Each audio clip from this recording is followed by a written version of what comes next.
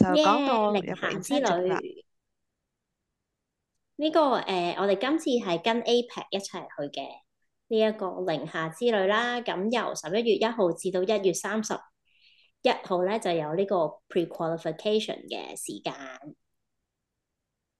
咁首先第一個 step 咧，就係喺今個月11月、12月或者1月裏邊咧，最少成為一次總監級別或者更高嘅級別。然後第二樣咧，就係要簽2個新會員，咁要係自己係 enroller 嘅新會員啦。咁係時間咧係有少少唔一樣嘅，咁就係12月同埋1月。咁你可以一個月簽一個會員又得，2個月一個月每個月簽一個會員又得，或者同一個月簽咗2個會員都得嘅。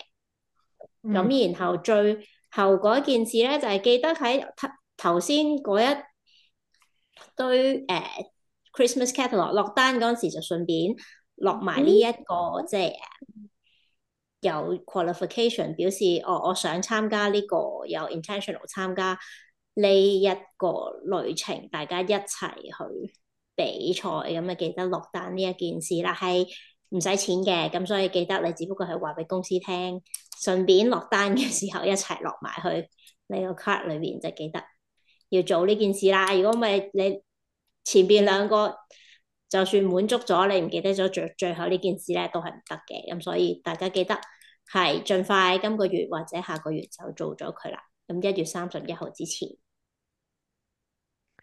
係。當你完成咗呢3個 part 嘅時候咧，佢2月係咪開始？就可以二月參加 就開 Part 始。Two 去2月正式比賽啦。但係而家 Part Two 係咩咧？我哋係未知住嘅。咁但係你要首先通過咗呢度 Part One，咁然後大家就可以一齊進入 Part Two 去正式比賽，一齊去由澳洲飛寧夏參觀下寧夏紅嘅親身見下寧夏杞子啦。有幾大粒啦？